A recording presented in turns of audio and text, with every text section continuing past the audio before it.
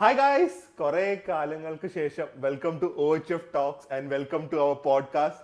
So അധികം introduction ഒന്നും വേണ്ട. എനിക്ക് തോന്നുന്നു ഒരുപാട് ആൾക്കാർ ഏറ്റവും കൂടുതൽ നമുക്ക് ഡിമാൻഡ് കിട്ടിയ ഒരു പോഡ്കാസ്റ്റ് ആണ് നമ്മുടെ മെയിൻ ഗസ്റ്റ് അല്ലേ, നമ്മുടെ തലവറായ അല്ലേ ഡാഡിയാണ് ഇന്നത്തെ നമ്മുടെ ഗസ്റ്റ്. ഹലോ, എല്ലാവർക്കും നമസ്കാരം.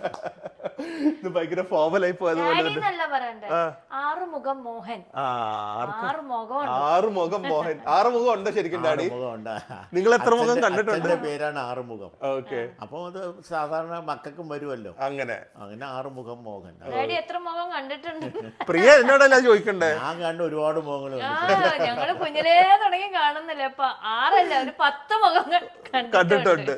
അപ്പോ നമ്മൾ ഇന്ന് നമുക്ക് വളരെ കാഷ്വൽ ആയിട്ടുള്ള, നമുക്ക് റയർ ആയിട്ട് ഇന്നത്തെ കാലത്ത് കേൾക്കാൻ പറ്റുന്ന പ്രീ ഇൻഡിപെൻഡൻസ് തൊട്ട് ജീവിച്ചിരിക്കുന്ന ഒരാളാണ്, പ്ലസ് ഇത്രയും ലേറ്റസ്റ്റ് ജനറേഷൻ വരെ അപ്ഡേറ്റഡ് ആയി കണ്ടുകൊണ്ടിരിക്കുന്ന ഒരാളാണ്.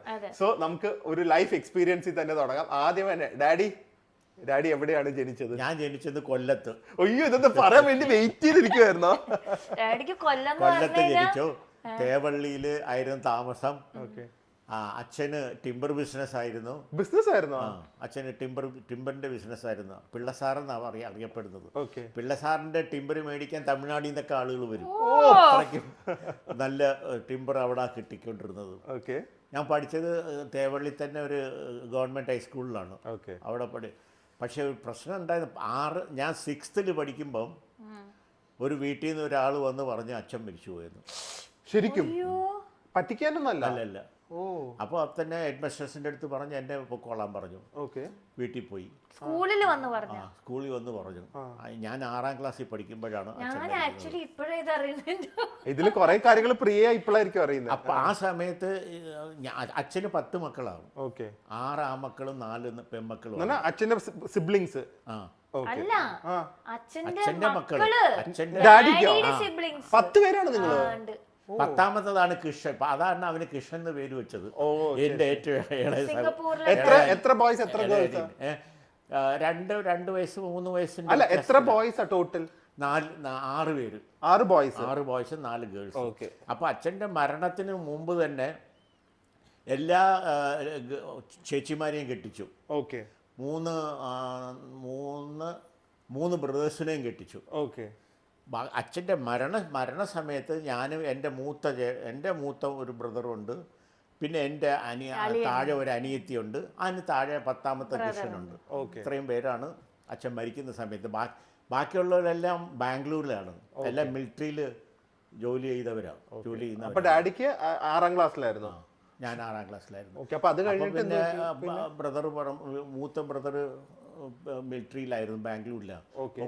പുള്ളിക്കാരൻ പറഞ്ഞ എന്തായാലും ഇവിടെ പഠിക്കല്ലേ, 10ാം ക്ലാസ് വരെ പഠിച്ചിട്ട് കൊല്ലത്ത് 10ാം ക്ലാസ് വരെ ഇവിടെ പഠിച്ചിട്ട് നമുക്ക് എന്തെങ്കിലും തീരുമാനിക്കാന്ന് പറഞ്ഞു. അപ്പോൾ ഈ ബിസിനസ്സൊക്കെ പലരെ ഏൽപ്പിച്ചു. ഫാമിലിയിൽ ആരും ഈ തടിക്കണക്ക് നമുക്ക് അറിയാൻ പറ്റില്ല. അത് ഭയങ്കര ബുദ്ധിമുട്ടാണ്, തടിയുടെ കണക്കൊക്കെ നോക്കാനേ. അതങ്ങനെ പോയി. ഞാൻ പിന്നെ 10th വരെ പഠിച്ചു. 10th എത്തുന്നതിന് മുമ്പ് എൻ്റെ ബ്രദർ പാസ്സായി, 10th പാസ്സായി. അപ്പം തന്നെ ബ്രദറിനെ ബാംഗ്ലൂരിലേക്ക് വിളിച്ചു. ബാംഗ്ലൂർ മൂത്ത ബ്രദറുണ്ട്, ചേച്ചിയുണ്ട്, ബ്രദറുണ്ട്, എല്ലാവരും ബാംഗ്ലൂരിലാണ്. എൻ്റെ നേരെ മൂത്ത ബ്രദറും ബാംഗ്ലൂരിൽ പോയി അവിടെ അപ്പം തന്നെ ഡിഫൻസിൽ ജോലി കിട്ടി. ആർമിയിൽ നിന്ന് മാറി ഡിഫൻസ് ഇലക്ട്രോണിക് എന്നും പറഞ്ഞ് എല്ലാടിന്നും പറഞ്ഞൊരു സ്ഥാപനമുണ്ട്. ഇലക്ട്രോണിക് റിസർച്ച് ചെയ്യുന്നൊരു സ്ഥലമാണ് അത്, ഡിഫൻസിൻ്റെയാണ്. അവിടെ എൻ്റെ നേരെ മൂത്ത ബ്രദറിനും അവിടെ ജോലി കിട്ടി. പിന്നെ വീട്ടിൽ ഞാനും എൻ്റെ അനിയത്തി എൻ്റെ അനിയനും കൊല്ലത്ത് അമ്മ. അങ്ങനെയായിരുന്നു. അപ്പൊ ഡാഡി 10ാം ക്ലാസ് വരെ കൊല്ലത്ത്. അത് കഴിഞ്ഞിട്ട് ബാംഗ്ലൂരിൽ വന്ന് സെന്റ് ജോസഫ് കോളേജ്. അപ്പൊ ആരുടെ നിന്നു? എവിടെ നിന്നു? ബ്രദറിന്റെ വീട്ടില്. ബ്രദർ അപ്പോഴത്തെ കേംബ്രിഡ്ജ് ലേഔട്ട് എന്നും പറഞ്ഞൊരു സ്ഥലം ഉണ്ടായിരുന്നു. ഇന്ദിരാനഗറിനോട് ചേർന്ന് കിടക്കുന്ന ഒരു സ്ഥലമാണ്. ഇന്ദിരാനഗർ അപ്പോഴൊക്കെ വെറും കാടായിരുന്നു, ഒറ്റ മനുഷ്യൻ അവിടെ രാത്രി പോവില്ല. ബ്രദർ വീട് വാടകയ്ക്ക് എടുത്തിട്ടുണ്ടായിരുന്നു. നേരെ മൂത്ത ബ്രദർ അവിടെ പോയി. ബ്രദർ റൂം വേറെയും 2-3 ഫ്രണ്ട്സിനെയൊക്കെ ചേർത്താണ് വീട്ടിൽ താമസിച്ചിരുന്നത്. അവിടെ പോയി താമസിച്ചു. ഞാൻ ബ്രദറിൻ്റെ കൂടെ. ഓക്കെ. എന്നിട്ട് അവിടെ നിന്ന് പ്രീ ഡിഗ്രി ആണ് പഠിച്ചത്? അല്ല, പ്രീ ഡിഗ്രി അന്ന് 2 വർഷം പഠിക്കണം പ്രീ ഡിഗ്രി. ഓക്കെ. എന്ന് പറഞ്ഞാൽ 10th ഇവിടെ 10th കഴിഞ്ഞാൽ +2 ഇല്ലേ, അതേമാതിരി അവിടെ പ്രീ ഡിഗ്രി സെപ്പറേറ്റ് യൂണിവേഴ്സിറ്റിയാണ്. ഓക്കെ. പ്രീ ഡിഗ്രി യൂണിവേഴ്സിറ്റിയാണ്. ഓക്കെ. അത് 2 years പ്രീ ഡിഗ്രി. ഓക്കെ. അത് കഴിഞ്ഞിട്ട് 3 വർഷം ബികോം ആണ്. കോമേഴ്സ് ആണോ? ബികോം പഠിച്ചു. ഓക്കെ. അത് കഴിഞ്ഞിട്ട് ലോ കോളേജ് ചേർന്നു. ഞാൻ കാര്യം ചോദിക്കട്ടെ, അപ്പൊ ഡാഡി എന്തുകൊണ്ട് ഡിഫൻസ് ചേർന്നില്ല? ആർമി മാന്റെ ലുക്ക് അല്ല, ഉണ്ടല്ലോ. എനിക്ക് ലോയർ ആകണമെന്നായിരുന്നു ആഗ്രഹം. കാരണം ഞാൻ സ്കൂളിൽ വരുന്നതും പോകുന്നതൊക്കെ ജില്ലാ കോടതിയുടെ അടുത്ത് കൂടിയാണ്. കാരണം തേവള്ളിയിൽ ഞങ്ങളുടെ സ്കൂളിൻ്റെ ബാക്കിലാണ് ജില്ലാ കോടതി. ഓക്കെ. അപ്പോൾ അവിടെ ഈ അഡ്വക്കേറ്റുമാരൊക്കെ കോട്ടൊക്കെ ഇട്ടുകൊണ്ട് പോകുന്നത്, അപ്പോഴൊക്കെ വക്കീലന്മാരെ ഭയങ്കര റെസ്പെക്റ്റാണ്. നമുക്ക് തന്നെ അവരോട് നേരിട്ട് പോകാൻ സംസാരിക്കാനൊക്കെ ഒരു പേടിയൊക്കെ ഉണ്ടാവും. അപ്പോൾ ഞാൻ വിചാരിച്ചു ഇങ്ങനെ ഒരു പ്രൊഫഷനാണ് നല്ലതെന്ന്, അതിലേക്ക് എനിക്ക് പിടിച്ചുപോയത്. അതെ. അപ്പോൾ ഞാൻ ബികോം കഴിഞ്ഞിട്ട് ലോക്ക് ചേർന്നു. പക്ഷേ ലോ 2 പേപ്പർ ലാസ്റ്റ് ഇയറിൽ 2 പേപ്പർ കിട്ടാനുണ്ടായിരുന്നു. അല്ല, ഡാഡി ബികോം കഴിഞ്ഞിട്ട് ഇമ്മീഡിയറ്റ്ലി ചേർന്ന് അതോ വേറെ എന്തെങ്കിലും വർക്ക് ചെയ്തോ? അല്ല, ബികോം കഴിഞ്ഞിട്ട് ഇമ്മീഡിയറ്റ് ചേർന്നില്ല. അപ്പോഴത്തേക്ക് എനിക്ക് മാർത്താണ്ഡവർമ്മ മഹാരാജാവ്, ആ കഥയാണ് എനിക്ക് പറയേണ്ടത്. ഹിസൈനസ് മാർത്താണ്ഡവർമ്മ മഹാരാജാവ് ചെയർമാൻ ആയിട്ടുള്ള ഒരു കമ്പനി ഉണ്ട് അവിടെ. എവിടെ? ബാംഗ്ലൂരിൽ. ഓക്കെ. ആ കമ്പനി വെസ്റ്റ് ജർമ്മൻ കൊളാബറേഷനിൽ ഉണ്ടാക്കുന്ന ഒരു പ്രിസിഷൻ ടൂൾസാണ്. ഓക്കെ. അത് ആ മെറ്റീരിയൽ, ആ ടൂൾസ് എല്ലാ ഫാക്ടറിയിലും എല്ലാ സ്ഥലത്തും അത് വേണം, മെഷർ ചെയ്യണം. ഓരോ സാധനം മെഷർ ചെയ്യണമെങ്കിൽ ഇത് വെച്ചേ മെഷർ ചെയ്യാൻ പറ്റുള്ളൂ. അപ്പോൾ അത് ജർമ്മൻ കമ്പനിയാണ് ഇന്ത്യയിലേക്ക് ഇമ്പോർട്ട് ചെയ്ത് വിട്ടുകൊണ്ടിരുന്നത്. അതിന് കോമ്പറ്റീറ്റർ ആയിട്ടാണ് ഈ കമ്പനി സ്റ്റാർട്ട് ചെയ്തത്. അപ്പോൾ ഡാഡി ബികോം കഴിഞ്ഞ് ആ കമ്പനിയിൽ ചേർന്നത്. MD-യുടെ PE ആയിട്ടാണ് ചേർന്നത്. ഓക്കെ. അത് ബാംഗ്ലൂരായിരുന്നു? ബാംഗ്ലൂരായിരുന്നു. Coffee board ഹൗസിലായിരുന്നു. അപ്പൊ അതാണ് ഡാഡിയുടെ ശരിക്കുള്ള ഫസ്റ്റ് ജോബ്? ആദ്യത്തെ ജോബാണ്. അപ്പൊ ഡാഡി മഹാരാജാവിനെ കണ്ടിട്ടുണ്ടോ? പിന്നെ ബോർഡ് മീറ്റിങ്ങിന് ഞങ്ങൾ ഇന്ററാക്ട് ചെയ്യും. രാജാവിന്റെ തന്നെ അങ്ങനെ രാജാവായിട്ട് കൂടുതൽ, തമ്പുരാനായിട്ട് കൂടുതൽ അടുത്തു. നേരിട്ട് സംസാരിച്ചിട്ടുണ്ട്. നേരിട്ട് സംസാരിച്ചിട്ടുണ്ട്. അത് അങ്ങനെ സംസാരിച്ചു കഴിഞ്ഞാൽ ചിലപ്പോൾ അദ്ദേഹത്തിന്റെ ആവശ്യത്തിന് എന്നെ വിളിക്കും. പേഴ്സണൽ ആവശ്യത്തിനോ? കണ്ണിങ്ങാൻ റോഡിലാണ് അദ്ദേഹത്തിന്റെ ഒരു പാലസ് ഉള്ളത്. പാലസ് ഉണ്ടോ? നമ്മളൊരു ഹോട്ടലിൽ താമസിച്ചില്ലേ കണ്ണിങ്ങാൻ റോഡ്, അതിന്റെ നേരെ ഓപ്പോസിറ്റ് പാലസ് അല്ല, ഒരു വലിയ വീട് പണിതു. പാലസ് മാതിരി തന്നെ ഒരു വലിയ വീട് പണിതു അവിടെ. അവിടെ ആയിരുന്നു അദ്ദേഹം താമസിച്ചുകൊണ്ടിരുന്നത്. അപ്പം അതിന്റെ അടുത്താണ് കോഫി ബോർഡ് ഹൗസും ഞങ്ങളുടെ ഓഫീസും. അപ്പൊ എപ്പോഴും എന്നെ ഇടയ്ക്കിടയ്ക്ക് ഓരോ ആവശ്യത്തിന് വിളിക്കും, ഞാൻ പോവും. അങ്ങനെയാണ് പറഞ്ഞത്. അപ്പോഴത്തേക്കും ഞാൻ അതിനുശേഷം മഹാരാജാവിന്റെ കാര്യമല്ലേ പറഞ്ഞത്? അദ്ദേഹം എന്നെ വിളിക്കും, ഞാൻ ഇടയ്ക്കിടയ്ക്ക് പോകും. അങ്ങനെ ഓരോ കാര്യങ്ങളൊക്കെ എന്നോട് പറയും, അത് ചെയ്യും. എയർപോർട്ടിൽ വെച്ച് അങ്ങനെ ഇത്രയും നല്ല ഒരു മനുഷ്യനെ ഞാൻ എൻ്റെ ജീവിതത്തിൽ കണ്ടിട്ടില്ല. അത്രയും നല്ല മനുഷ്യനാണ് അദ്ദേഹം. അത് അദ്ദേഹമായിട്ട് അടുത്ത് പെരുമാറിയത് തന്നെ എൻ്റെ ഒരു ഭാഗ്യമായിട്ടാണ് ഞാൻ കരുതുന്നത്. അപ്പൊ അത് കഴിഞ്ഞിട്ട് ഡാഡി കൽക്കട്ടയിലേക്ക് പോയത് എപ്പോഴാണ്? കൽക്കട്ടയിൽ പോയത് ഈ കൂടുതലും ഈ മെറ്റീരിയലിൻ്റെ ഞങ്ങളുടെ ഇൻസ്ട്രുമെന്റ്സിന് കൂടുതൽ എൻക്വയറി വരുന്നത് നോർത്ത് ഇന്ത്യയിൽ നിന്ന്. ബോംബെ, ഡൽഹി, കൽക്കട്ട, അവിടെ നിന്നാണ് കൂടുതൽ എൻക്വയറി വരുന്നത്. അപ്പോൾ ഈ രാജാവിൻ്റെ സജഷൻ തന്നെയാണ് അവിടെ ഓരോ ഓഫീസ് തുടങ്ങിയാൽ ഈ പെട്ടെന്ന് കാര്യങ്ങൾ നേടാൻ പറ്റുമല്ലോ, ചെയ്യാൻ പറ്റുമല്ലോ. അങ്ങനെ കൽക്കട്ടയിലും ഡൽഹിയിലും ബോംബെയിലും ഓരോ സെയിൽസ് ഓഫീസ് തുടങ്ങി എന്നെ കൽക്കട്ടയിലേക്ക് അയച്ചു. മാർക്കറ്റിംഗ് ഡെവലപ്മെന്റ് ഓഫീസറായിട്ട് എന്നെ അയച്ചു കൽക്കട്ടയിലേക്ക്. അത് കഴിഞ്ഞിട്ട് ബോംബെയിലേക്ക് ഒരാളെ റിക്രൂട്ട് ചെയ്ത് അയച്ചു, ഡൽഹിയിൽ ഒരാളെ അയച്ചു. എനിക്ക് കൽക്കട്ടയിൽ കിട്ടിയ ഓഫീസ് കം റെസിഡൻസ് ആണ്. അത് ഏറ്റവും പോഷ് ലൊക്കാലിറ്റി ആണ്, പാർക്ക് സ്ട്രീറ്റ് എന്ന് പറയും. അന്നത്തെ കാലത്ത് ഏറ്റവും പോഷ് ലൊക്കാലിറ്റി പാർക്ക് സ്ട്രീറ്റാണ്. അതിൽ ക്യൂൻസ് മാൻഷൻ എന്നും പറഞ്ഞു പണ്ട് ബ്രിട്ടീഷുകാരുടെ ഒരു കെട്ടിടമുണ്ട്, ഭയങ്കര വലിയൊരു കെട്ടിടമാണ്. അതിൽ 4ാമത്തെ നിലയിലാണ് എൻ്റെ ഓഫീസ്, ബെഡ്റൂം, ഓഫീസ് എല്ലാം ഉണ്ട്. ഒരു അപ്പാർട്ട്മെന്റ് ആണ്, അടുക്കള, ബെഡ്റൂം ഒക്കെ ഉണ്ട് അവിടെയാണ്. അപ്പോൾ 2-3 സ്റ്റാഫിനെയും കൂടി തന്നു. മാർക്കറ്റിൽ ഫീൽഡിൽ വർക്ക് ചെയ്യാൻ. Okay. ഞാൻ അവരെ കൺട്രോൾ ചെയ്ത് ഇരുന്നു. അതുകൊണ്ട് എന്താ പറ്റിയെന്ന് വെച്ചാൽ നോർത്ത് ഇന്ത്യ കംപ്ലീറ്റ് എനിക്ക് പോകാൻ പറ്റി. ഡാഡി കൽക്കട്ട പോകേണ്ട ഡാഡിക്ക് ഷുഗർ വന്ന്.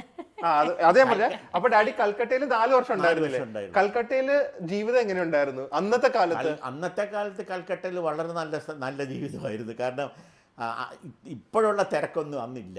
Okay. ഭയങ്കര Climate ഏരിയ ആയിരുന്നു. പക്ഷെ അവിടെ ക്ലൈമറ്റ് 5-6 മാസം ഭയങ്കര തണുപ്പായിരിക്കും.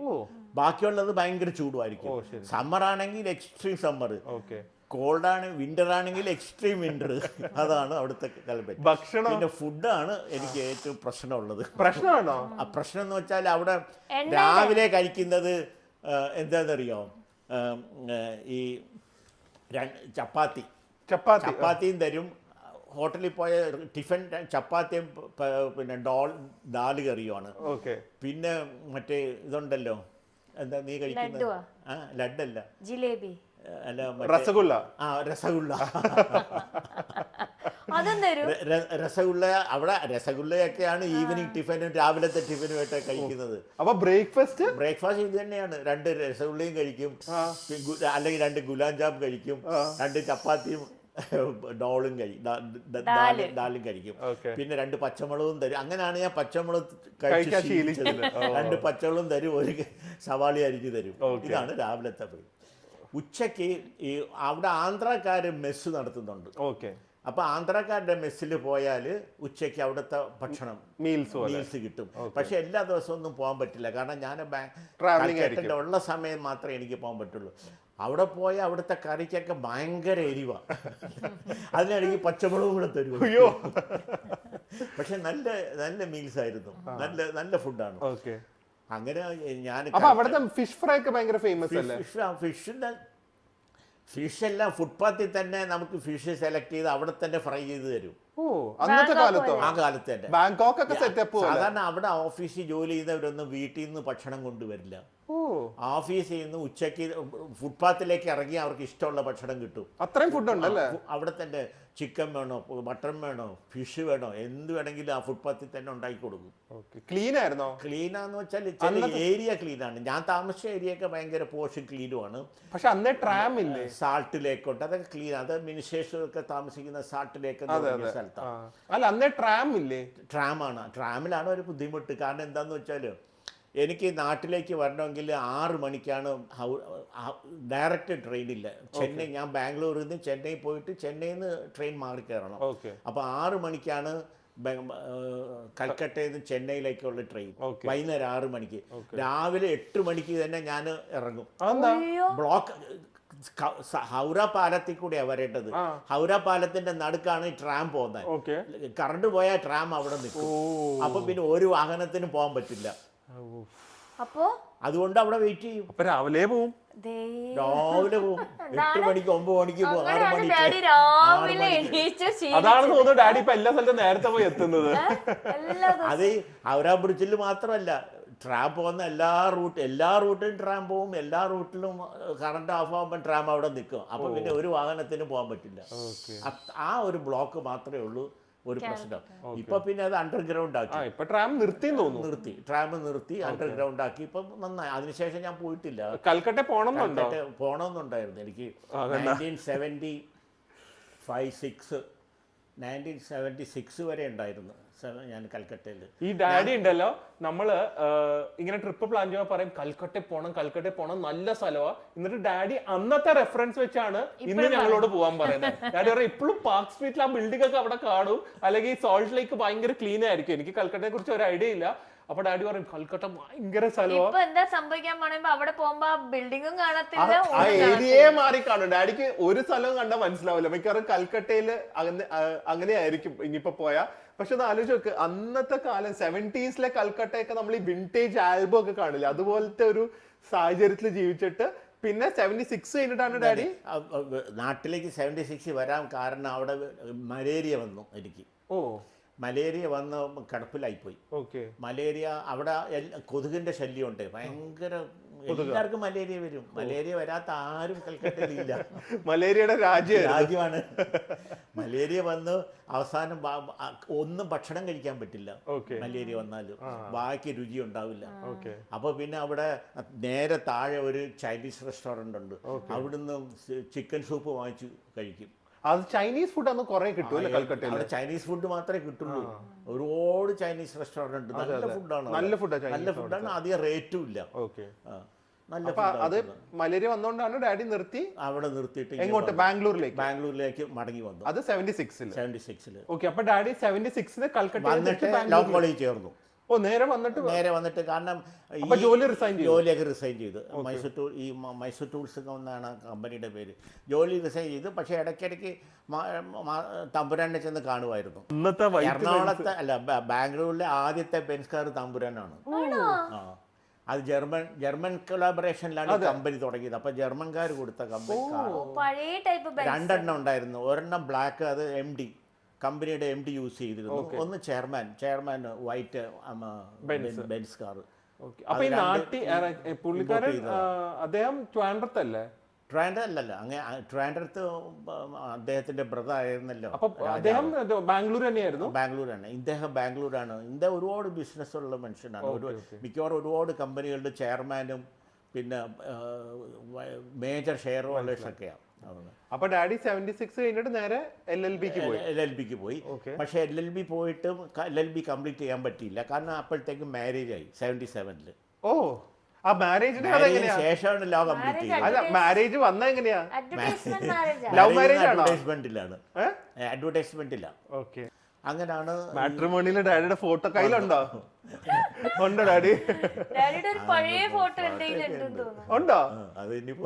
പണ്ടത്തെ ഫോട്ടോ കണ്ടാലേ സിനിമയിലെ വില്ലനെ പോലെ ഉണ്ടാവും. ഭയങ്കര മുടി കാത് കംപ്ലീറ്റ് കവർന്ന് ഡാഡി ഇങ്ങനൊക്കെ ചീകി വെച്ചിട്ടുണ്ട്. ഈ കാതൊന്നും കാണില്ല. മുടി ഇങ്ങനെ കുഞ്ഞിന്റെ മുടി വളർന്നില്ല അതുപോലെ. അപ്പൊ മാട്രിമോണി അതിന് വന്നു. അപ്പോൾ ഒരു സിസ്റ്റർ കൊച്ചിയിൽ തന്നെയാണ് താമസിക്കുന്നത്. ബാംഗ്ലൂർ കൊച്ചിയുടെ സിസ്റ്ററിൻ്റെ ഹസ്ബൻഡ് കാനറ ബാങ്ക് മാനേജറാണ്. അപ്പോൾ ഇവിടെ തന്നെയാണ് താമസിക്കുന്നത്. അപ്പോൾ ഇടയ്ക്കിടയ്ക്ക് ഞാൻ ബാംഗ്ലൂർ പോയാലും സിസ്റ്ററിനെ കാണാൻ കൊച്ചിയിലേക്ക് വരും. കൊച്ചി വന്ന് അവിടെ താമസിക്കാനുള്ള സൗകര്യമൊക്കെ ഉണ്ട്. പനയപ്പള്ളിയിലാണ് അവരുടെ വീട്. അതൊക്കെ വിറ്റുപോയി. അപ്പോൾ ആ സിസ്റ്റർ മുഖേനയാണ് ഈ അലയൻസ് വന്നത്. അപ്പോൾ ഡാഡിക്ക് എത്ര അലയൻസ് വന്നായിരുന്നു? എനിക്ക് ഒരുപാട് വന്നു. ബാംഗ്ലൂരിൽ തന്നെ 4-5 വന്നു. മധുരയിൽ നിന്ന് വന്നു. മമ്മിയാണ് ഡാഡിയുടെ ലോട്ടറി അടിച്ചത്. മധുരയിൽ നിന്ന് വന്ന് ഞാനൊരു പെണ്ണിനെ കാണാൻ പോയി. അത് കുനിഞ്ഞാ നിൽക്കുന്ന സ്വർണ്ണ ഇട്ടതിന്റെ ഭാരം കൊണ്ടേ. ഡാഡിയുടെ കാരണം അത്രയും ഡിസൈറബിൾ ആയിരുന്നു. എത്ര പെണ്ണ് കാണല്ലോ ചെയ്തു?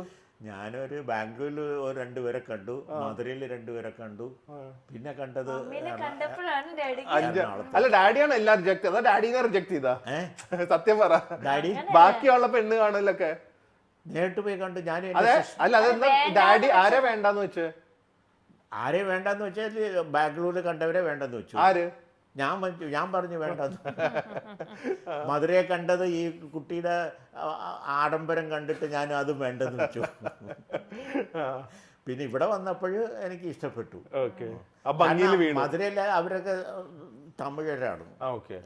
പിന്നെ ബാംഗ്ലൂരിൽ കണ്ടാലും മലയാളീസാണ്. പക്ഷെ അവിടെ ജനിച്ച് വളർന്ന് പഠിച്ച കുട്ടിയാണ്. ഞാൻ ഒരു കാര്യം ചോദിക്കട്ടെ, അപ്പൊ മമ്മീനെ പെണ്ണ് കാണാൻ വന്നല്ലോ, മമ്മി ഏത് കളർ സാരി എടുത്തെന്നല്ലോ ഓർമ്മയുണ്ടോ? സാരി ഏത് കളറാ സാരി ഉടുത്തതെന്നൊന്നും അറിയില്ല. ഇല്ല. പക്ഷെ കണ്ടപ്പോൾ തന്നെ ഇഷ്ടപ്പെട്ടു. അവർക്ക് തന്നെ ഇഷ്ടപ്പെട്ടു. അതിനുശേഷം പിന്നെയും 2 പ്രാവശ്യം വന്ന് കണ്ടു. അതെന്തിനാ? ചുമ്മാ ഡേറ്റ് ഒക്കെ ഫിക്സ് ചെയ്യാനൊക്കെ ജാതകം. ഇത് ഏത് ഇയർ ആയിരുന്നു?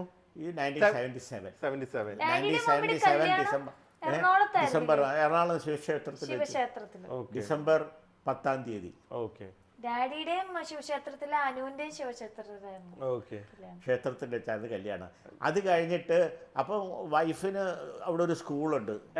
എറണാകുളത്ത് സ്കൂളുണ്ടായിരുന്നു. ഇവിടെ എറണാകുളത്ത് നഴ്സറി സ്കൂളാണ്. നഴ്സറി സ്കൂൾ എന്ന് പറഞ്ഞാൽ 10-12 കുട്ടികളൊന്നുമില്ല, 10-60 കുട്ടികളുള്ള സ്കൂളാണ്.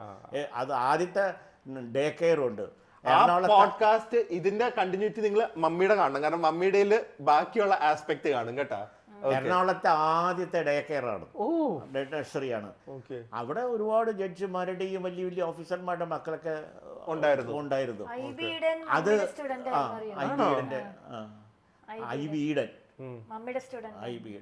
അപ്പൊ അത് കഴിഞ്ഞിട്ട് സ്കൂൾ അപ്പൊ ഈ ആ സമയത്ത് കല്യാണം കഴിഞ്ഞിട്ട് അവിടെ സെറ്റിൽ ചെയ്യണമെന്നാണ് എന്നോട് അവർ ആവശ്യപ്പെട്ടത്. എവിടെ സെറ്റിൽ ചെയ്യണം? എറണാകുളത്ത് തന്നെ. പക്ഷെ ഞാൻ പറഞ്ഞ എനിക്ക് പറ്റില്ല, കാരണം ലോ എനിക്ക് കംപ്ലീറ്റ് ചെയ്യണം. അത് മാത്രമല്ല അവിടെ ശരി ആവില്ല, കാരണം അമ്മയും അനിയത്തിയും അനിയനും ഒക്കെ ബാംഗ്ലൂർ. അപ്പോൾ അവരെ വിട്ടിട്ട് എനിക്ക് വരാൻ പറ്റില്ല. കുറച്ച് നാൾ കഴിഞ്ഞിട്ട് വേണമെങ്കിൽ ഞാൻ വൈഫിനെ ഇങ്ങോട്ട് തന്നെ വിട്ടേക്കാന്ന്, കാരണം വൈഫില്ലാതെ സ്കൂൾ നടത്തിക്കൊണ്ടു പോകാൻ പറ്റില്ല.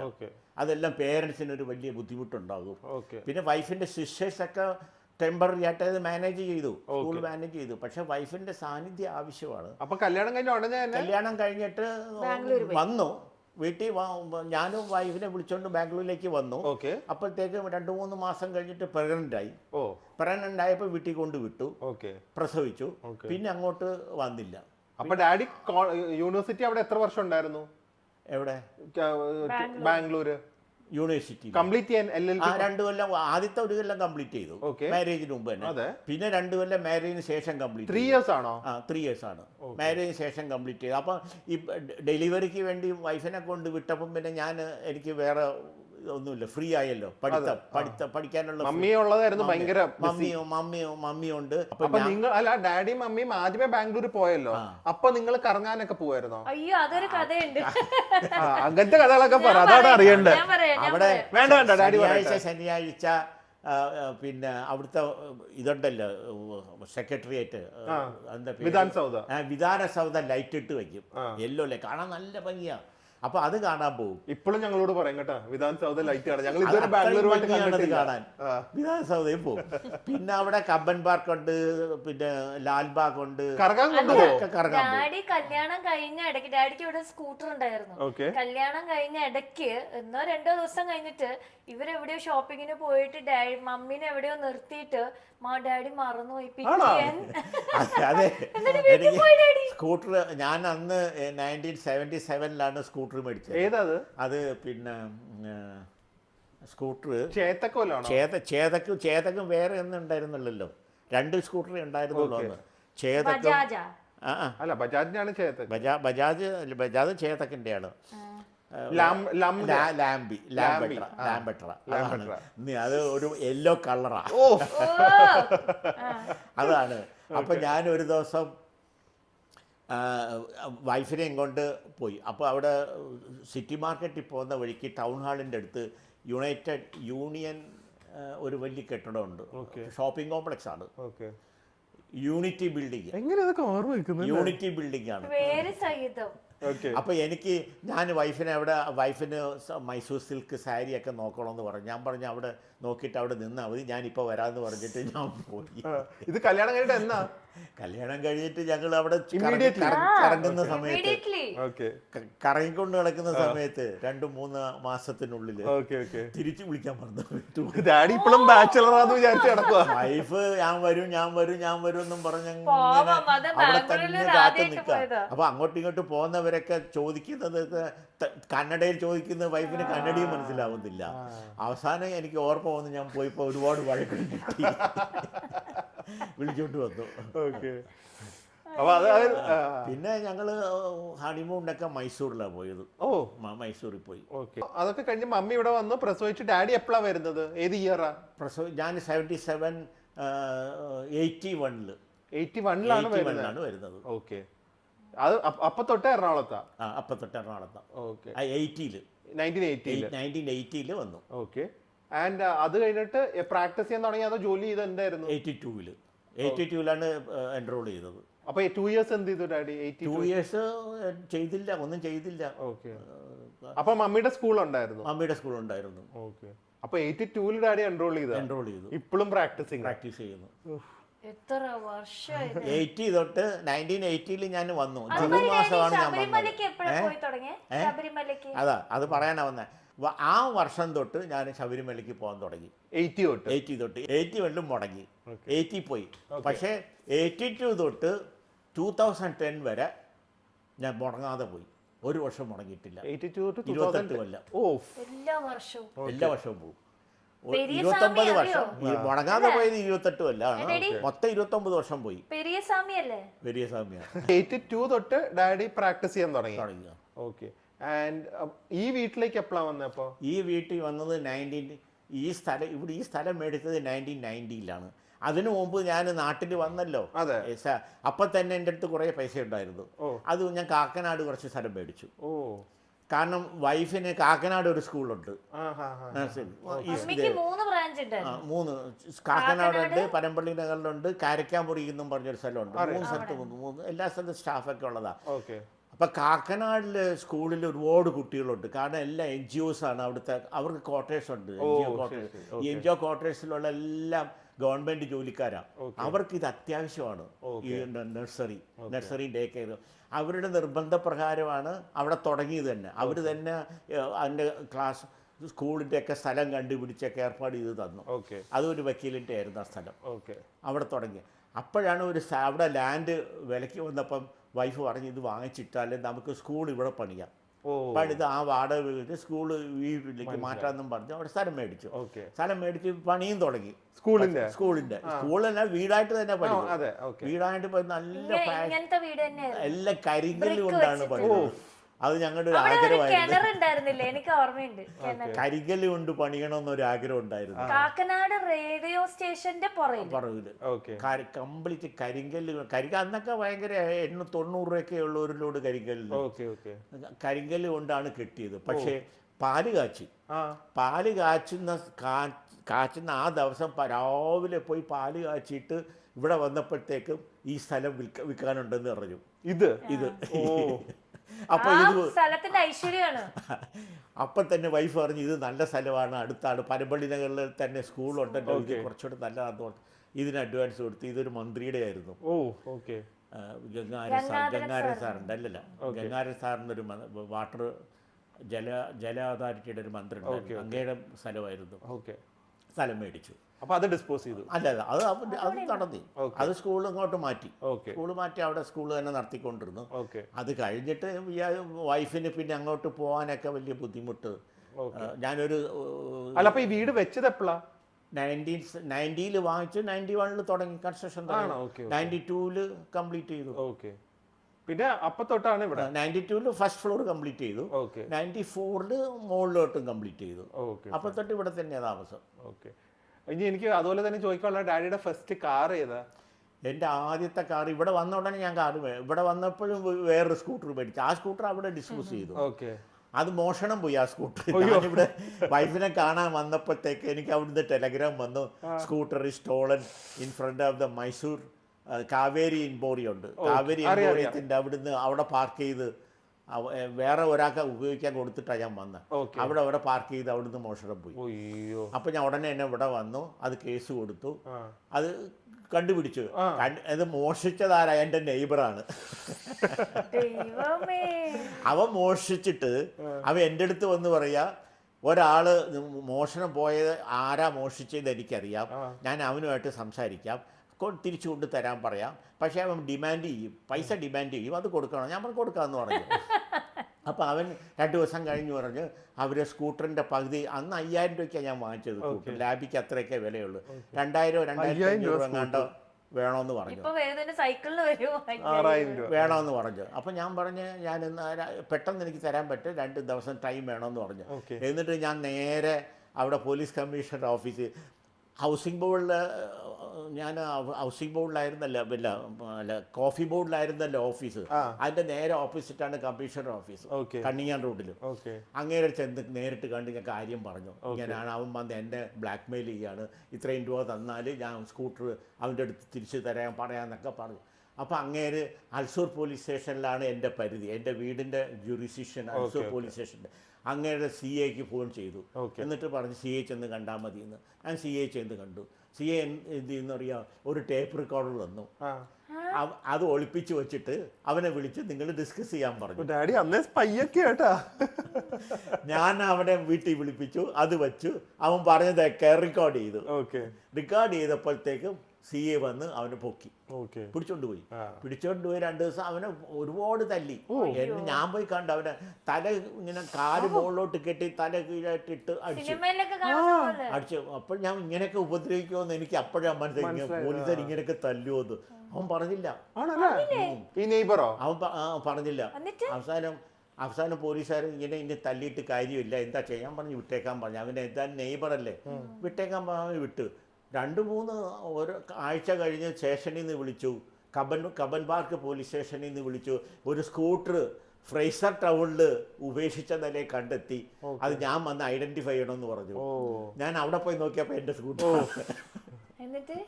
അത് അവിടെ നിന്ന് എടുത്തോണ്ട് വന്നു, റിപ്പയർ ചെയ്തു, അത് വിറ്റു. കാർ ഇവിടെ വന്ന ഉടനെ എന്നെ മാരുതി 800 വാങ്ങിച്ചത്. അത് സിനിമയിലൊക്കെ അഭിനയിച്ച കാറാ. വൈറ്റ്. അത് 811 ആണ്. എനിക്ക് 10 ആണ് എൻ്റെ ലക്കി നമ്പർ. അതുകൊണ്ട് എല്ലാ കാരണവും അവസാനം എല്ലാം 8 കൂട്ടുമ്പോൾ 10 വരും. അത് ഈ ആന്റണി നല്ല പൊക്കത്തിലൊരു നടനുണ്ടല്ലോ, ബാബു ആന്റണി അഭിനയിച്ച ഒരു പടമാണ്. ബാബു ആന്റണി ഓടിക്കുന്നതായിട്ട് ആണ് ഇത്. അപ്പോഴത്തേക്ക് പ്രൊഫഷനിൽ ഒരുപാട് പേരെയൊക്കെ ഞങ്ങൾക്ക് പരിചയപ്പെട്ടു. കാരണം ഇവര് എല്ലാ ഏഷ്യാനെറ്റ് നൈറ്റിന് ഡാൻസ്, ഇവരുടെ ഡാൻസ് പ്രോഗ്രാം ഉണ്ടാവും, അനുവിൻ്റെയും പ്രിയയുടെയും. അങ്ങനെ എല്ലാവരെയും പരിചയമുണ്ട്. അപ്പൊ വന്ന് സാറ് ഒരു എന്റെ ലവ് ബുക്സൊക്കെ എടുത്തോണ്ട് പോയിട്ടുണ്ട് ഒരു ഷൂട്ടിങ്ങിന്. പ്രോപ്പർട്ടീസ് അഭിനയിച്ചിട്ടുണ്ട്, അതൊക്കെ കൊണ്ട് തന്നു. കാറൊന്ന് വേണം, 2 ദിവസത്തേക്കാ ചോദിച്ചത്. കൊണ്ടുപോയിട്ടുണ്ടല്ലോ, അത് ഏതോ ഒരു ആക്സിഡന്റ് സീനിൽ എന്തോ കാറ് മറച്ചിടുന്ന മാതിരിയൊക്കെയാണ് നമ്മുടെ കാറ്. 2 ദിവസത്തേക്കാ കൊടുത്തത്. പക്ഷെ അവർ 2 ദിവസം കഴിഞ്ഞ് 3 ദിവസം കഴിഞ്ഞ് കൊണ്ടു തരുന്നില്ല. ചോദിച്ചാൽ പറയും അത് കണ്ടിന്യൂഷൻ ഉണ്ടെന്ന്. കണ്ടിന്യൂറ്റി ഉണ്ട് സാറേ, അതിപ്പോൾ തരാൻ പറ്റില്ല. ഞാൻ പറഞ്ഞു അങ്ങനെ എനിക്ക് വേണമല്ലോ, അത്യാവശ്യമായിട്ട് കാറ് വേണമല്ലോ എന്ന് പറഞ്ഞപ്പോഴത്തേക്കും അവർ കോടതി പോണ്ടേ എനിക്ക്. വേറൊരു അംബാസഡർ കാറും ഒരു ഡ്രൈവറിനെയും തന്നു എൻ്റെ ഉപയോഗത്തിന്. അത് ഞാൻ അയാളാണ് എന്നെ എല്ലാ സ്ഥലത്തും കൊണ്ടുവന്നത്. അത് കഴിഞ്ഞിട്ട് ആ മാരുതി കാറും തന്നു. അവരെല്ലാം സർവീസൊക്കെ ചെയ്ത് കാർ ഇങ്ങനെയൊക്കെ ഉപയോഗിച്ചു. ഈ ഡാഡി അത് കഴിഞ്ഞിട്ട് ഫസ്റ്റ് ഇപ്പൊ ഡാഡിക്ക് ട്രാവൽ ഇഷ്ടമാണല്ലോ, ഡാഡി അപ്പൊ ഫസ്റ്റ് ആയിട്ട് ഇന്റർനാഷണൽ ട്രാവൽ ചെയ്തത് എങ്ങോട്ടായിരുന്നു? ഇന്റർനാഷണൽ ട്രാവൽ ആദ്യം ചെയ്തത് പിന്നെ ലണ്ടനിലേക്കാണ്. പൂർണിമയുടെ കൂടെ പ്രോഗ്രാമിന് പോയി. 2 പ്രാവശ്യം ലണ്ടനിൽ പോയി. ലണ്ടൻ, ജർമ്മൻ, സ്വിറ്റ്സർലാൻഡ്, ദുബായ് പോയി, അബുദാബി പോയി. അല്ല അത് പക്ഷെ അങ്ങനെ ഡാഡി ആയിട്ട് പോയതല്ലോ, അല്ല മോടെ കൂടെ പോയത്. ഫസ്റ്റ് ഡാഡിയുടെ പ്രോപ്പർ ആയിട്ട് ട്രാവൽ ചെയ്യാൻ തുടങ്ങിയത്. ഒറ്റയ്ക്ക് ഫോറിനിൽ പോയിട്ടില്ല. ഡാഡിക്ക് ഇപ്പൊ യാത്ര ചെയ്യാൻ എല്ലാവരുടെയും വിചാരം ഡാഡിക്ക് യാത്ര ചെയ്യാൻ ഭയങ്കര ഇഷ്ടമാണെന്നാണ്. ഇഷ്ടമാണോ ശരിക്കും? എബ്രോഡ് ഫസ്റ്റ് പോയത് ഇന്ദ്രേട്ടന്റെ കൂടെയല്ല? അല്ല അനുവിന്റെ കൂടെയാ. അല്ല ഡാഡി ട്രാവലിംഗ് ഇന്ദ്രന്റെ കൂടെയാ അല്ലേ? ബാങ്കോക്കിലേക്ക്. അന്ന് നച്ചുണ്ട്, ഞാൻ നച്ചുണ്ട്, പാത്തുണ്ട്, പിന്നെ അനുണ്ട്, ഞാനുണ്ട്, മമ്മിയുണ്ട്. ഫസ്റ്റ് ട്രിപ്പ് അതെങ്ങനെ ഉണ്ടായിരുന്നു? അത് നല്ല പട്ടായൊക്കെ പോയി കണ്ടു, ഒരുപാട് സ്ഥലങ്ങളിൽ പോയി. അത് കഴിഞ്ഞിട്ട് പിന്നെ ഞങ്ങളുടെ കല്യാണം കൂടെ കഴിഞ്ഞിട്ടാണ് നമ്മൾ ഇത്രയും യാത്ര ചെയ്യാൻ തുടങ്ങിയത്. പിന്നെ പോയത് അനുവിന്റെ കൂടെ പല രാജ്യങ്ങളിലും പോയി ഷൂട്ടിങ്ങിന് പോയത്. അതല്ല, ദുബായ് തന്നെ 5-6 പ്രാവശ്യം പോയി. അല്ല പ്രോപ്പർ ആയിട്ട് ട്രാവൽ ചെയ്തത് ഇന്ദ്രന്റെ കൂടെ പോയതിനു ശേഷമാണ് നിങ്ങളുടെ കൂടെ വരാൻ തുടങ്ങിയത്. നമ്മൾ പോയാല് ഏറ്റവും ഇഷ്ടപ്പെട്ട ഡാഡിക്ക് സ്ഥലം ഏതാ? എനിക്ക് പോയത് തായ്ലാൻഡാണ് ഏറ്റവും. യുക്രൈൻ ഒന്നും ഇഷ്ടമായില്ല? യുക്രൈനൊക്കെ ഇഷ്ടമായി. പക്ഷേ യുക്രൈനിലൊക്കെ ഭക്ഷണത്തിന്റെ ഒരു പ്രോബ്ലം ഉണ്ടല്ലോ എനിക്ക്. അതാണ് ഞാൻ നോണൊന്നും അധികം കഴിക്കില്ല. വെജാണ്, അതൊക്കെ പോയിട്ടുണ്ട്. പോയി. അപ്പൊ ഏറ്റവും ഇഷ്ടം തായ്ലാൻഡും ഇഷ്ടപ്പെട്ടു. പിന്നെ യൂറോപ്പൊക്കെ ഭയങ്കരമായിട്ട് ഇഷ്ടപ്പെട്ടു. നമ്മളെല്ലാരും കൂടി യൂറോപ്പ് ടൂർ പോയല്ലോ, അത് വളരെ നല്ലപോലെ ഇഷ്ടപ്പെട്ടു. പിന്നെ ഈ അതിനുശേഷം പോയത് റോം, പാരീസ്, അതൊക്കെ നല്ല പ്ലേസ് ആണ്. അതൊക്കെ ഇഷ്ടപ്പെട്ട എല്ലാം ഇഷ്ടം. പോയ സ്ഥലങ്ങളൊക്കെ ഇഷ്ടപ്പെട്ട സ്ഥലങ്ങളാണ്. അത് നോക്കിയല്ലേ നമ്മൾ പോവാറുള്ളൂ. ഇനി പോവാൻ ആഗ്രഹമുള്ള സ്ഥലം ഏതാ? ഇനി പോകാൻ ആഗ്രഹമുള്ളത് ഇപ്പം ജപ്പാൻ, ചൈന, അമേരിക്ക. 3 വലിയ രാജ്യങ്ങളിലെ ആഗ്രഹം. അല്ല അത് കണ്ടു കഴിഞ്ഞാൽ എല്ലാം കണ്ടതായി. ആഫ്രിക്ക ഒന്നും വലിയ ആഗ്രഹമില്ല, കാണേണ്ട ആവശ്യമില്ല. ഈ മൂന്നെണ്ണമാണ് വലിയ ആഗ്രഹം. 3 രാജ്യങ്ങൾ കാണണം. Japan, China, USA. US-ൽ എന്റെ സിസ്റ്ററിന്റെ മോളുണ്ട്, അവൾ എപ്പോഴും വിളിക്കും മാമാവാന്ന്. അവിടെ എനിക്ക് അപ്പൊ നമുക്ക് ഉടനെ തന്നെ US വിസയ്ക്ക് അപ്ലൈ ചെയ്യണം. വിസ കിട്ടിയാൽ എനിക്ക് പോവാം. അവര് വരുമ്പോ അവരുടെ കൂടെ എനിക്ക് ടിക്കറ്റ് എടുത്ത് പോകാം. നമ്മളൊന്നും വേണ്ടെന്ന് ഇട കൂടെ വന്നാൽ എല്ലാ സ്ഥലങ്ങളും കാണാൻ പറ്റും. അവരുടെ പോയി അവരുടെ വീട്ടിൽ പോയി താമസിക്കാൻ തിരിച്ചു വരാന്നുള്ളതല്ലാതെ അവരവിടെയൊക്കെ നമുക്ക് എന്തായാലും ഈ വർഷം തന്നെ US വിസയ്ക്ക് അപ്ലൈ ചെയ്യാം. ഒരു സ്ഥലം കാണാൻ പോകണമെന്നുണ്ടെങ്കിൽ നിങ്ങളുടെ കൂടെ വന്നാലേ എല്ലാ സ്ഥലങ്ങളും പോകാൻ പറ്റുള്ളൂ.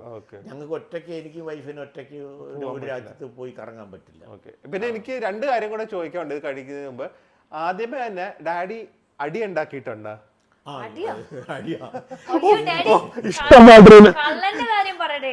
ഓക്കെ, ഏറ്റവും വലിയ അടിയുടെ ബാംഗ്ലൂര് വെച്ച് ഈ ഭയങ്കര മോഷണമാണ് ബാംഗ്ലൂരിലെ. വസ്ത്രം ഉണങ്ങാനിട്ടാൽ അത് എടുത്തോണ്ട് പോകും.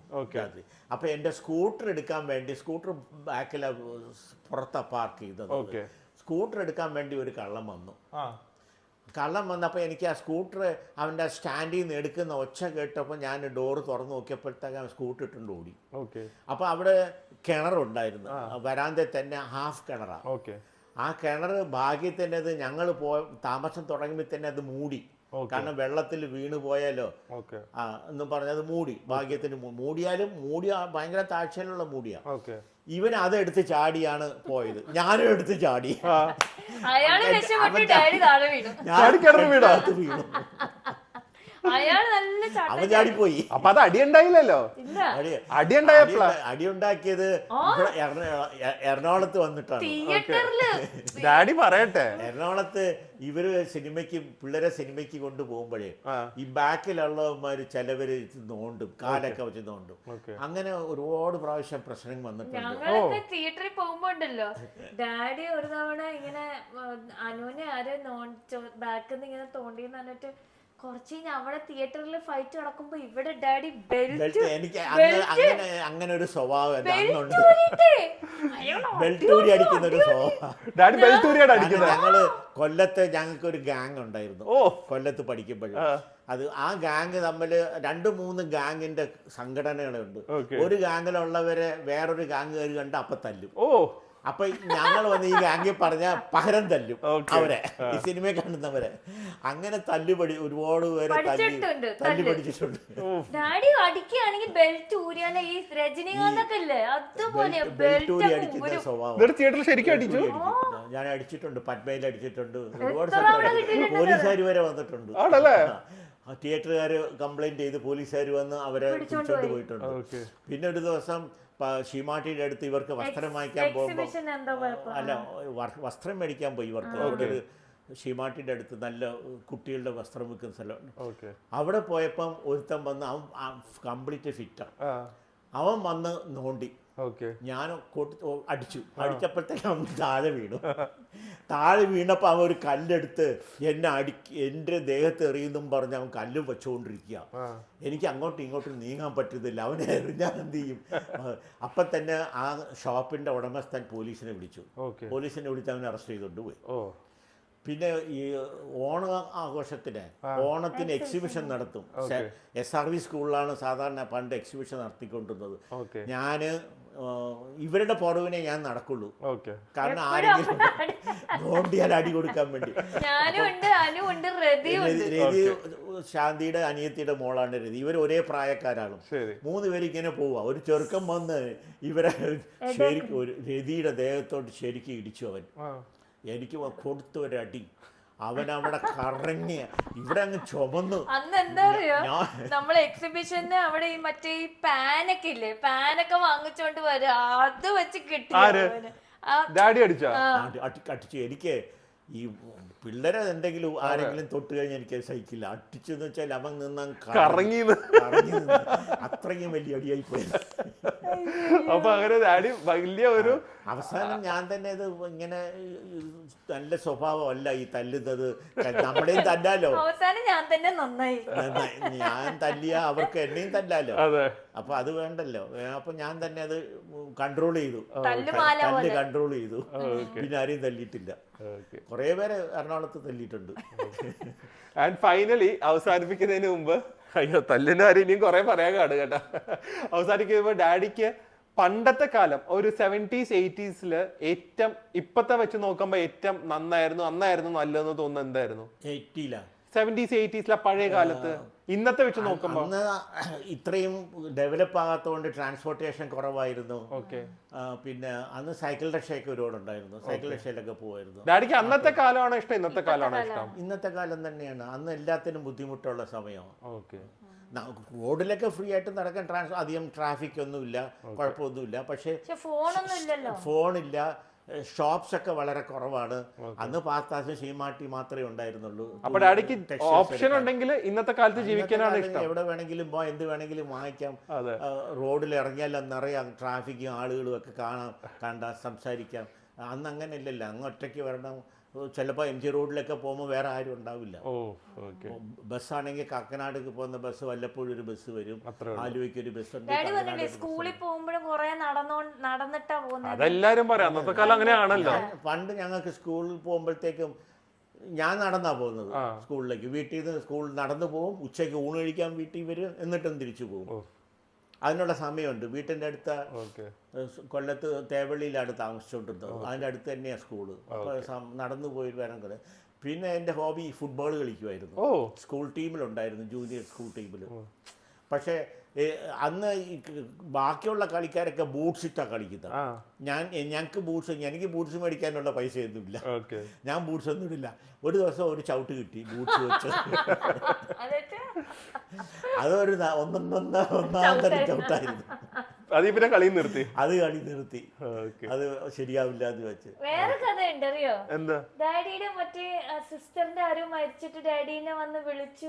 അത് എന്റെ കാനറ ബാങ്കിലെ എന്റെ അളിയന് ഒരു സിസ്റ്റർ കൊച്ചിയിലുണ്ടായിരുന്നല്ലോ. ആ സിസ്റ്ററിന്റെ ഹസ്ബൻഡ് കാനറ ബാങ്ക് മാനേജറായിരുന്നു. അവർ കൊച്ചിയിൽ നിന്ന് കോഴിക്കോടിൻ്റെ അടുത്തൊരു സ്ഥലമുണ്ട്. ആ സ്ഥലത്തിൻ്റെ പേര് ഓർക്കുന്നില്ല. അവിടത്തേക്ക് ട്രാൻസ്ഫർ ആയപ്പോൾ ഇവർ അവിടെ അങ്ങോട്ട് പോയി. അങ്ങോട്ട് പോയപ്പോഴത്തേക്ക് അങ്ങേർക്ക് അറ്റാക്ക് വന്ന് മരിച്ചു. അറ്റാക്ക് വന്ന് പോയത്. അപ്പോൾ അത് അപ്പോഴും ഞാൻ കൽക്കട്ടയിലായിരിക്കുന്നത്. ഞാൻ അപ്പം തന്നെ ഇവിടെ വന്നു. അപ്പം ഇങ്ങേര് ഇവിടെ മാരേജ് സമയത്ത് ഇദ്ദേഹമായിട്ട് എനിക്ക് ഭയങ്കര അടുപ്പമായിരുന്നു. ഈ അളിയനുമായിട്ട് ഞാൻ പഠിച്ചുകൊണ്ടിരിക്കുന്ന സമയത്ത് എന്താവശ്യത്തിന് എന്നെ വിളിക്കും. ഞങ്ങൾ രണ്ടും സിനിമയ്ക്ക് പോകുന്നത്. ഭാര്യയും മക്കളെയൊന്നും കൊണ്ടുപോകില്ല, എന്നെയാണ് സിനിമയ്ക്ക് കൊണ്ടുപോകുന്നത്. സിനിമയ്ക്ക് കൊണ്ടുപോകും, വരുമ്പോൾ ഹോട്ടലിൽ കയറി ഭക്ഷണം കഴിക്കുക. അത്ര അടുപ്പമായിരുന്നു. അപ്പം മരിച്ചു കഴിഞ്ഞിട്ട് ഞാൻ വീട്ടിൽ കിടന്നിറങ്ങിയപ്പം ഡോറിൽ വന്ന് മോഹനാന്ന് തട്ടിയപ്പോൾ തന്നെ ഞാൻ തുറന്നപ്പോൾ ആരുമില്ല. അപ്പം എൻ്റെ സിസ്റ്ററും കേട്ടു മോഹനാന്ന് വിളിക്കുന്നത്. ആരാണ് നിന്നെ വന്ന് വിളിച്ചതെന്ന് വെച്ചാൽ ഞാൻ പറഞ്ഞു ആരാണെന്ന് അറിയാനാണ് തുറന്നത്. നോക്കിയപ്പോൾ ആരുമില്ല. അങ്ങനെ ഒരു അനുഭവം ഉണ്ട്. ശരിക്കും ഞാൻ കേട്ടു. അത് ശരിക്കും അളിയൻ തന്നെയായിരിക്കണം. ശബ്ദം കേട്ടോ. അങ്ങേര് മരിച്ചും ആ ജോലി മോക്ക് കിട്ടി. എന്തായാലും ഡാഡിക്ക് എനിക്ക് തോന്നുന്നു ഏറ്റവും ലക്കി ആയിട്ട് ഉള്ളത് ഞാൻ പറഞ്ഞു, ബിഫോർ ഇൻഡിപെൻഡൻസ് തൊട്ട് ഇത്രയും കാലഘട്ടം കാണാൻ പറ്റി. നെഹ്റുവിനെയൊക്കെ കണ്ടിട്ടുണ്ട് ഞാൻ. നെഹ്റു അവിടെ ഒരു മൈതാനമുണ്ട് അവിടെ കൊല്ലത്ത്. ആ മൈതാനത്തിൽ ഒരു ദിവസം പ്രസംഗിക്കാൻ വന്നിരുന്നു. ഗാന്ധിജി ഒന്നും കണ്ടിട്ടില്ല. ഇന്ദിരാഗാന്ധി, രാജീവ് ഗാന്ധി. ഞാന് ബാംഗ്ലൂരിലേക്ക് കൽക്കട്ടയിൽ നിന്ന് ബാംഗ്ലൂരിലേക്ക് വണ്ടി കയറുന്ന ദിവസമാണ് മറ്റേ സഞ്ജയ് ഗാന്ധി മരിക്കുന്നത്. ഈ ആക്സിഡന്റിൽ. അപ്പൊ എല്ലാം ബ്ലോക്കായി. റോഡ് കംപ്ലീറ്റ് നിശ്ചലമായി. അപ്പൊ ഞാൻ വിചാരിച്ചു ഞാൻ എങ്ങനെ പോകും റെയിൽവേ സ്റ്റേഷനിലേക്ക് കംപ്ലീറ്റ്. അപ്പൊ അന്ന് കൽക്കട്ടയില് കോൺഗ്രസിന്റെ ഭരണമായിരുന്നു. ഒരു ശങ്കർ എന്നും പറഞ്ഞൊരു ചീഫ്. അന്ന് കോൺഗ്രസിന്റെ സ്ഥലമായിരുന്നത്. അന്ന് കമ്മ്യൂണിസ്റ്റുകാരുണ്ടായില്ലായിരുന്നു. അപ്പോൾ ഈ ഇന്ത്യ മരിച്ചപ്പോൾ കംപ്ലീറ്റ് ബ്ലോക്കായി. അപ്പോൾ ഞാൻ ഒരുവിധം എത്തി, റെയിൽവേ സ്റ്റേഷനിലെത്തി. അന്നാണ് ഞാൻ പരീക്ഷ കഴിഞ്ഞ് ജൂണിൽ പരീക്ഷ നാട്ടിലേക്ക് വരുന്ന ദിവസമാണ് ഇദ്ദേഹം ഇതിലും മരിക്കുന്നത്. അതേമാതിരി പിന്നെ ഞാൻ ബൊക്കാറോ സ്റ്റീൽസിൽ പോയി വരുന്ന വഴിക്കാണ് എമർജൻസി ഡിക്ലെയർ ചെയ്തത്. അതെങ്ങനെയുണ്ടായിരുന്നു ആ എക്സ്പീരിയൻസ്? അത് ഭയങ്കരം. അതിനു മുമ്പ് നമ്മളിപ്പം കൽക്കട്ടയിലെ ജനറൽ പോസ്റ്റ് ഓഫീസിൽ പോയാണ് എല്ലാ കാര്യങ്ങളും ചെയ്യേണ്ടത്. അപ്പം ഞാൻ ഓഫീസിലേക്ക് ഈ മെസ്സേജ് അയക്കുന്ന വെച്ചാൽ കമ്പി ഉണ്ടല്ലോ, അതിൻ്റെ ടെലഗ്രാം അയക്കണം. അങ്ങനെ ചില ചെക്കൊക്കെ എനിക്ക് അവിടുന്ന് കളക്ട് ചെയ്യുന്ന ചെക്കൊക്കെ രജിസ്റ്റേർഡായിട്ട് അയക്കണം എല്ലാം ജനറൽ പോസ്റ്റ് ഓഫീസിൽ വലിയ ജനറൽ പോസ്റ്റ് ഓഫീസിൽ ഭയങ്കര വലുതാണ്. അവിടെ പോയാൽ ഒറ്റ മനുഷ്യൻ ജോലി ചെയ്യില്ല. അവർക്ക് തന്നെ ഈ കോർട്ടുണ്ട്, ടെന്നീസ് കോർട്ടുണ്ട്, ഈ ടേബിൾ ടെന്നീസിന്റെ അവിടെ കളിക്കും. ചിലർ ചീട്ട് കളിക്കും, ഇത് ഒന്നും നടക്കില്ല അവിടെ. അവസാനം എമർജൻസി വന്നപ്പോണ്ടല്ലോ എല്ലാവരും അവരുടെ സീറ്റിലിരുന്ന് ജോലി ചെയ്ത് തുടങ്ങി. ആരും ഒന്നിനും ഒരു താമസമില്ല. ട്രെയിൻ കൃത്യസമയത്ത് വരും, കൃത്യസമയത്ത് പോകും. എമർജൻസി ടൈമിൽ നിങ്ങൾക്ക് വെളിയിലിറങ്ങും, ഒന്നും കുഴപ്പമൊന്നുമില്ല. ആ സമയത്ത് ഞാൻ ബൊക്കാരോ കൽക്കട്ടയിലേക്ക് വന്നുകൊണ്ടിരിക്കുന്ന സമയത്ത് അസൻസോൾ എന്നും പറഞ്ഞൊരു സ്റ്റേഷനുണ്ട്. അസൻസോൾ എന്ന് പറഞ്ഞാൽ നമ്മുടെ പട്ടോടിയുടെ ഭാര്യയുടെ നാട്. അവിടെ വന്നപ്പം ട്രെയിൻ നിന്നു. ട്രെയിൻ നിന്ന് എമർജൻസി ഡിക്ലെയർ ചെയ്തപ്പം എല്ലാ ട്രെയിനും പിടിച്ച് നിർത്തി ആളുകൾ. അവിടെ ഒരു നൈറ്റ് ആ ട്രെയിനിൽ തന്നെ കിടക്കേണ്ടി വന്നു. അല്ലെങ്കിൽ വൈകുന്നേരം എത്തേണ്ടതാണ് കൽക്കട്ടയിൽ. എമർജൻസി ഒരു ഭയങ്കര സംഭവമായിരുന്നു. എല്ലാം നിശ്ചലമായി. എത്ര കാലം ഉണ്ടായിരുന്നു? 77 ഡിക്ലെയർ ചെയ്തിട്ട് 77 അതുവരെ ഉണ്ടായിരുന്നു. അപ്പൊ അതുവരെ ഡാഡിക്ക് എമർജൻസി ടൈമിൽ ബുദ്ധിമുട്ടുകളൊന്നും ഉണ്ടായില്ല. എല്ലാം കൃത്യമായിട്ട് നടന്നു കൽക്കട്ടയില്. എല്ലാം അല്ലെങ്കിൽ കൽക്കട്ട എന്ന് വെച്ചാൽ ആരും ജോലി ചെയ്യില്ല. എല്ലാരും വരും. അവർക്ക് എല്ലാവർക്കും ഒരു ഓവർകോട്ട് ഉണ്ടാവും. വന്ന് അവരിയ്ക്കുന്ന ചെയറിൽ ഓവർകോട്ട് ഇടും. അപ്പൊ അവരവിടെ ഹാജരായി. ആ ഓവർകോട്ട് ഉണ്ടെങ്കിൽ ഈസ് പ്രസന്റ്. എന്നിട്ട് അവൻ പുറത്തിറങ്ങി അവന്റെ ഓരോ കാര്യത്തിന് വേണ്ടി പോകും. ആദ്യം ജോലി ആരോട് ചെയ്യില്ല. അതാണ് അവിടുത്തെ സ്ഥിതി. ഓക്കെ, സോ ഗൈസ്, ഇത് നമ്മുടെ ഒരു ലൈഫ് സ്റ്റോറി ആയിരുന്നു ഫ്രം 1948 ടു 2025. ഒരുപാട് ഇൻട്രസ്റ്റിംഗ് കാര്യങ്ങൾ പറഞ്ഞു. മാക്സിമം ചുരുക്കി പറഞ്ഞാലും കുറച്ച് നീണ്ടുപോയി കാണും. പക്ഷെ എന്തായാലും very happy to share with you. And hopefully daddy ഇനി നമുക്ക് China, Japan, U S A ഈ 3 സ്ഥലത്തും കൂടെ പോവാം ഉടനെ തന്നെ. ഹോപ്പ്ഫുള്ളി ഒരു അടുത്ത 1-2 വർഷത്തിൽ പോവാം. Okay, so thank you. അല്ലെങ്കിൽ പിന്നെ ഈ നടക്കാൻ പറ്റും, നമുക്ക് പോവാം, എന്തായാലും പോവാം. അപ്പൊ എന്തായാലും thank you. Japan, China, America 3 വൻ രാജ്യങ്ങളല്ലേ, അവിടെ മാത്രം പോയിട്ടില്ല. ഓക്കെ, അപ്പൊ ഹോപ്പ്ഫുള്ളി നിങ്ങൾക്ക് ആ ഒരു ട്രാവൽ വ്ളോഗ്സ് നമ്മൾ ഫാമിലിയായിട്ട് ട്രാവൽ ചെയ്യുന്ന കാണാൻ പറ്റുമെന്ന് വിചാരിക്കുന്നു. എന്തായാലും നമുക്ക് വേറൊരു വ്ളോഗിൽ കാണാം. അതുവരെ സ്റ്റേ ഹെൽത്തി, ബൈ. ഇവിടെ പറ ഡാഡി, ബൈ.